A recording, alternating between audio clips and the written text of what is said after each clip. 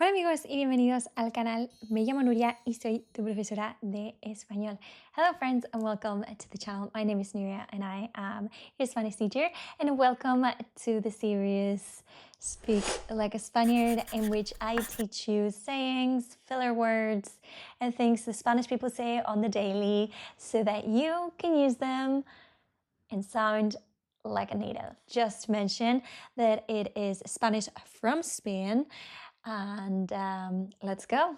So today I have a compilation of 8 expressions and things that we say in Spain. Número 1 es ni idea, no idea, I have no idea, ni idea, ni idea, ni idea.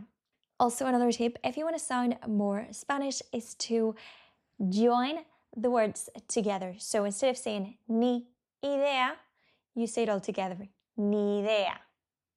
Ni idea. That's right. Number 2 that I have in today's video is a ver. So, a ver.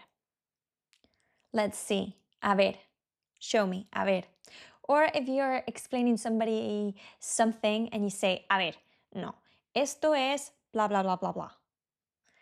So it can be used as a filler word as well. So, a ver. Or when somebody's telling you something and you want to have a look, it says, a ver. A ver.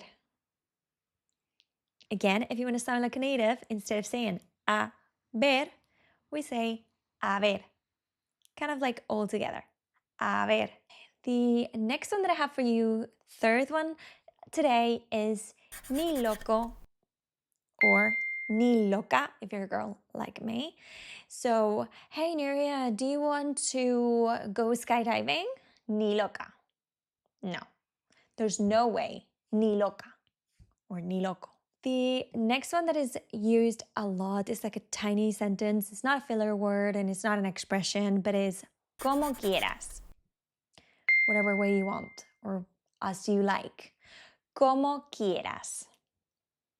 Again, instead of saying the words like como quieras, we say it all together.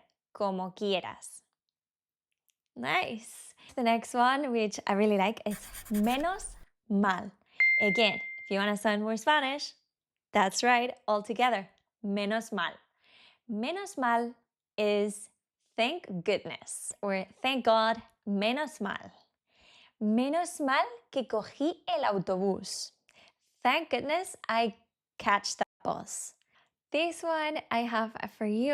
It can have multiple meanings, but it can also be when you're frustrated and you're in a conversation or you finish the conversation and you say en fin, en fin. En fin. All together when you speak it, no when you write it. En fin, en fin, en fin. So en fin can mean in conclusion, finally, or just use like a filler at the end of something. It can also be used like, well, in short, anyways. So en fin. And the last two will have the word nada in it, which is nothing. So we know de nada, that's fine. Again, de nada, say it all together, de nada. But today I bring you para nada, which can be translated like not at all. For example, Nuria, ¿estás enfadada? Nuria, are you angry? Para nada, not at all. And the last one, no pasa nada. All's good, everything's okay. All's good, all's fine. No pasa nada. Let me know if you learned anything new today. If you liked today's video, give me a thumbs up and subscribe to the channel so that you don't miss any future videos. And as always, if you have any suggestions or any videos that you want to see in this channel, whether it is explaining grammar, cultural things about Spain, or anything that you want to learn, let me know in the comments below and I'll see you on the next one. Hasta pronto!